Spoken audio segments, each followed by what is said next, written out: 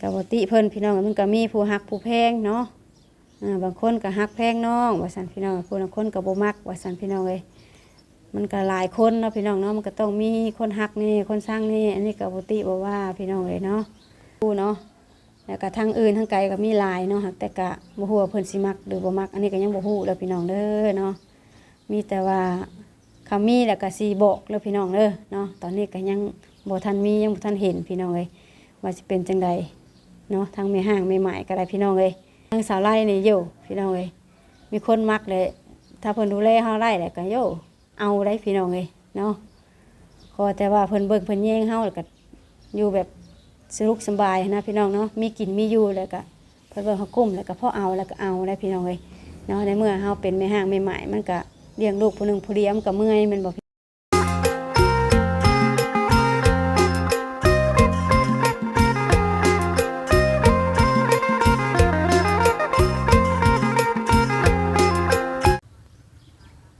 พี่น้อยเนาะเปิดภาพมากก็อยู่ถนนหนทางเด้อพี่น้องเด้อเนาะโหทางหลังสาลายนี่ก็เป็นหน้าบ้านหน้าเฮือนของสาลายเองพี่น้องเนาะพอดีฝนตกแห้งมื้อเช้านี่พี่น้องเนาะ2 มื้อ 3 มื้อแล้วฝนตกพี่น้องเลยถนนหนทางมันก็เลยเปื้อนพี่น้องเนาะโดยอันนี้ก็เป็นถนนหนทางที่ว่าเข้าในหมู่บ้านแบบทางเส้นออกทางเส้นนอกพุ่นนะพี่น้องเนาะถนนนี่แหละพี่น้องเลยเป็นเส้นเดียวออกทางนอกพุ่นพี่น้องเลยเนาะข้างหลังชาวไร่นี่ก็เป็นออกไปพูดพี่น้องเนาะออกไปทางเมืองซีโนเนาะพี่น้องเลยโดยก็เพื่อจะออกวิทย์เส้นทางบ้านชาวไร่เนาะมันก็ลำบากเติบพี่น้องเนาะเพราะว่าฝนตกแล้วมันเปื้อนนะพี่น้องเลยเนาะบอนชาวไร่ยืนนี่ก็เป็นหน้าบ้านหน้าเฮือนของชาวไร่พี่น้องเลยพอดีชาวไร่ก็ถ่ายบรรยากาศให้พ่อแม่พี่น้องได้เบิ่งเนาะตายว่าถนนหนทางพี่น้องเนาะเด้อันนี้ก็เป็นทางเฮือนของชาวไร่เด้อพี่น้องเลยเนาะนี่เนาะเฮือนชาวไร่เนี่ยสิอยู่เทิงเนาะพี่น้องเนาะอยู่ทางเทิงเฮือนเบาเตียงพี่น้องเลยถ้าไปทางพุ่นเนาะพี่น้องเนาะแก้วไปทางพุ่นก็เป็นทางเฮือนเบาเตียงทองเพิ่นมาสั่นพี่น้องเลยกับบริไกลกันเนาะใกล้ๆมาสั่นพี่น้องเลยเนาะเฮือนสไลด์ก็เฮือนเบาเตียงใกล้ๆกันระยะบริไกลหรอกพี่น้องเลยโดยมื้อนี้สไลด์ก็ถ่ายบรรยากาศให้พ่อแม่พี่น้องได้เบิ่งถนนหนทางเนาะว่าการไปการมามันลำบากนะพี่น้องเนาะเพื่อสิไปถ่ายคลิปอยู่บ้านเพิ่นกันไรมันก็แบบไปมากก็คือว่าแหละพี่น้องค่ะว่าฝนตกถนนบัดเปื้อนนะพี่น้องเนาะ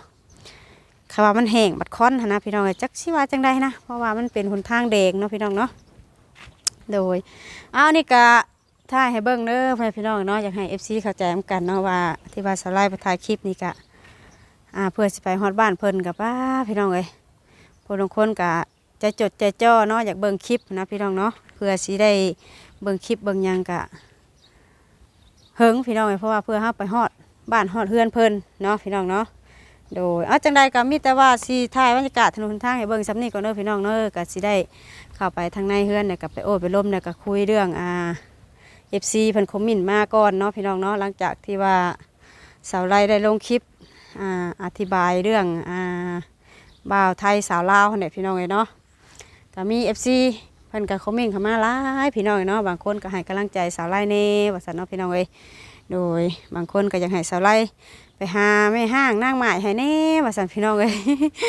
อันนี้มันก็อยากยากเนาะพี่น้องเนาะเพื่อสิไปหาจักสิไปหาอยู่ไสพี่น้องเอ้ยเนาะมันก็อยากยากเด้อพี่น้องเด้อเนาะโดยป้าบ่อยากว่าลายห้างพี่น้องเนาะจังสิเข้าไปพังการคุยอยู่ทางในพุ่นแหละพี่น้องเอ้ยเพราะว่านี่ก็เป็นถนนทางจังหน่อยรถล่างเพิ่นมาก็สิเหยียบขี้ตมใส่ได้พี่น้องเอ้ยเนาะโดยเนาะเดินซ่านสาวไร่กับสิประมาณนี้พี่น้องเนาะพอดีมี FC ถาดหนึ่งเพิ่นว่าสาวไร่ว่าซั่นเนาะถ่ายบรรยากาศเดินซ่านให้เบิ่งนี่ว่าซั่นพี่น้องเอ้ยเนี่ยนี่ก็เป็นเดินซ่านของสาวไร่เนาะพี่น้องเอ้ยเด้ทางนี้ก็แบบปลูกต้นไม้ต้นตอกรอบเฮือนรอบซ่านเลยนะพี่น้องเนาะเป็นกอหน่อไม้หน่อมันเนาะปลูกไว้กินว่าซั่นพี่น้องเอ้ยโดยเด้นี่ก็เป็นเดินซ่านของสาวไร่เนาะพี่น้องเนาะอันนี้ก็เป็นเฮือนที่สาวไร่นอนอยู่ซุมื้อนี่แหละพี่น้องเอ้ยก็มาอยู่พี่กันหลายปีแล้วพี่น้องเนาะ6 ปี7 ปีได้ละที่ออกมาอยู่ข้างนอกพี่น้องเอ้ยเพราะว่าน้ำเฮือนเมย์ก็มีน้องสาวเพิ่นอยู่แล้วนะพี่น้องเนาะสาวไร่ก็เลยได้ออกมาเป็นเฮือนของตัวเองเนาะพี่น้องเอ้ยอันนี้ก็เป็นต้นไม้ต้นตอกที่สาวไร่เก็บปลูกไว้แบบเพื่อให้ตั้งอยู่หน้าบ้านหน้าเฮือนแบบให้มันสวยงามนะเนาะพี่น้องเนาะ โดยนั่นก็เป็นต้นมักแตงเด้พี่น้องเลยแต่ในมื้อถ้าสาวไล่อยู่เพื่อนก็สินั่งอัดคลิปอัดหยังก็นั่งเว่าอยู่เทิงเฮือนเนี่ยพี่น้องเลยเนาะเด้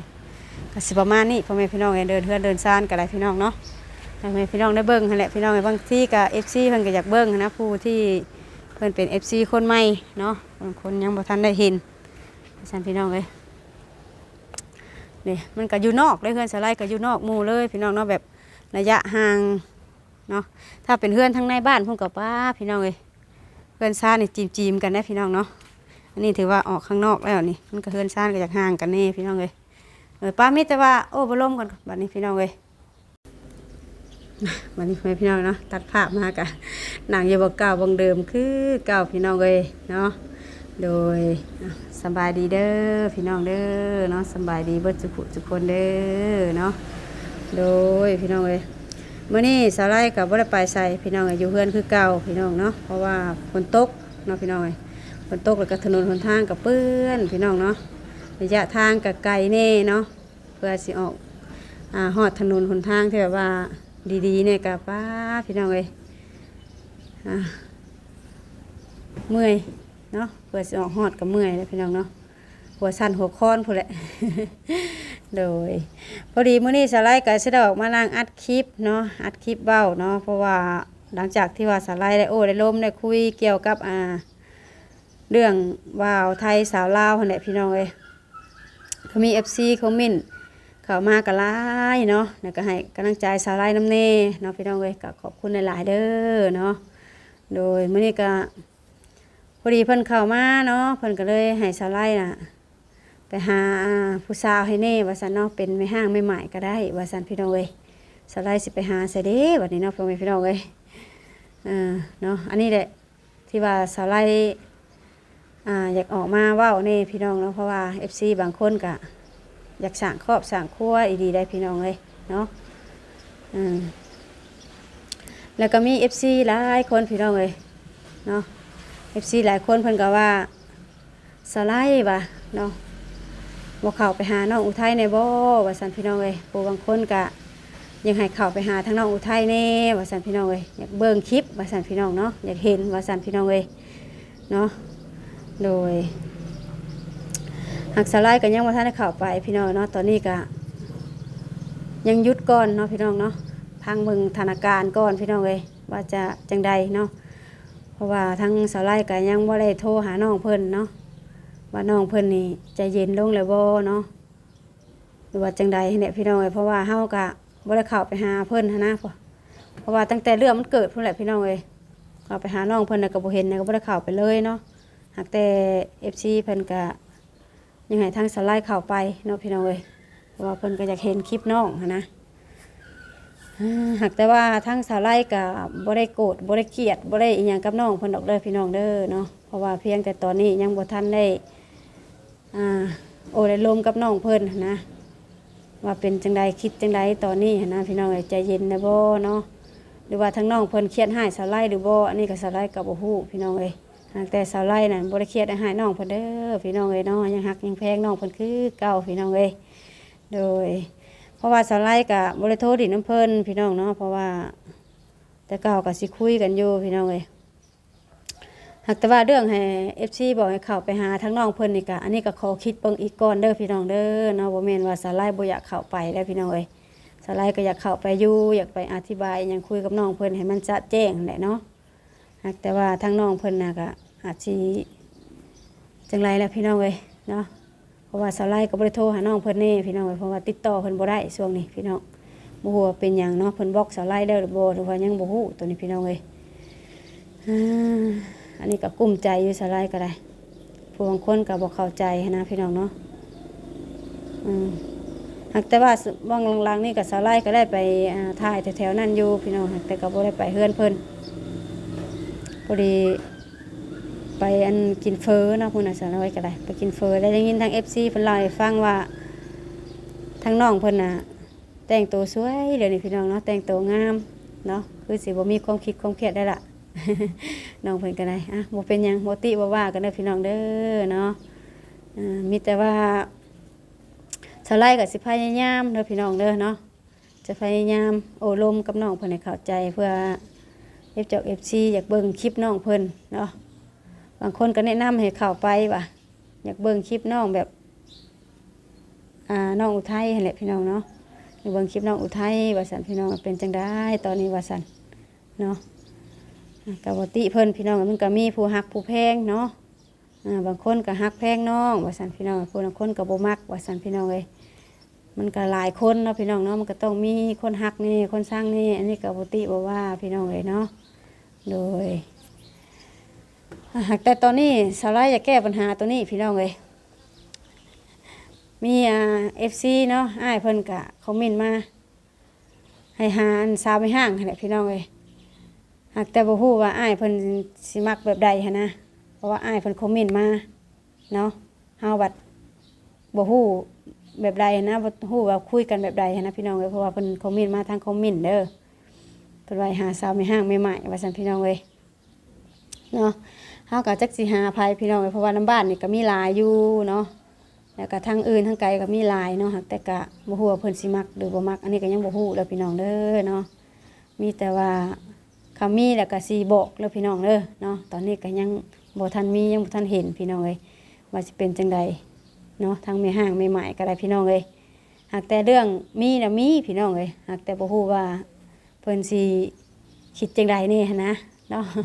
ไปทางสาวไร่นี่อยู่พี่น้องเอ้ยมีคนมักเลยถ้าเพิ่นดูแลเฮาได้แหละก็โยเอาได้พี่น้องเอ้ยเนาะขอแต่ว่าเพิ่นเบิ่งเพิ่นแย่งเฮาแล้วก็อยู่แบบ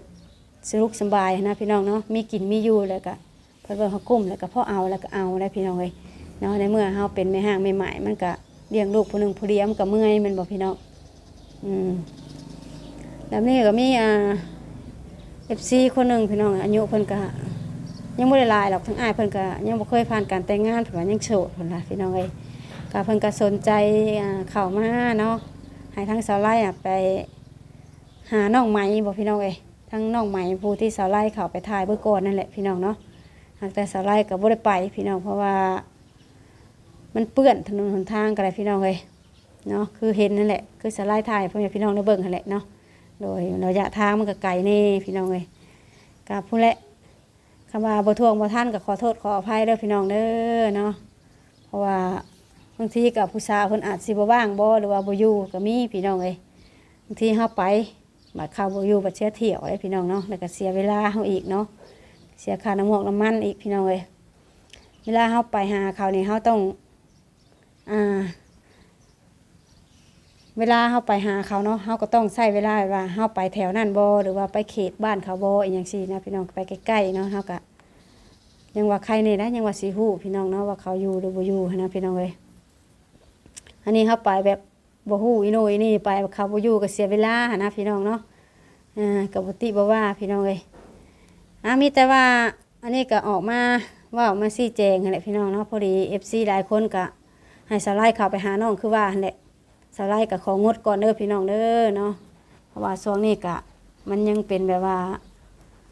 เรื่องดราม่าอยู่นะพี่น้องเนาะขอให้มันแบบเงียบๆก่อนเนาะพี่น้องเนาะเงียบๆแล้วสังคอยว่ากันทีนึงพี่น้องเอ้ยเพราะว่าเฮาก็บ่ได้เครียดได้สร้างน้องเพิ่นดอกบ่แม่นว่าบ่ไปเด้อพี่น้องยังสิไปอยู่ได้พี่น้องเอ้ยเนาะเพราะว่าอยากไปคุยกับน้องกับยายเพิ่นนั่นแหละเนาะก็บ่ติกันเด้อพี่น้องเด้อเนาะแล้วแต่บุคคลนี่เนาะผู้บุคคลก็ยังหักยังแพงน้องเพิ่นอยู่เนาะผู้บางคนก็ผู้บางคนก็อาจจะคิดบ่คือกันเนาะก็บ่ว่ากันพี่น้องเอ้ยแต่สำหรับสาวไร่เนาะก็ยังหักยังแพงน้องเพิ่นคือเก่าพี่น้องเอ้ยถ้าเขาว่าน้องเพิ่นได้เบิ่งคลิปนี่เนาะก็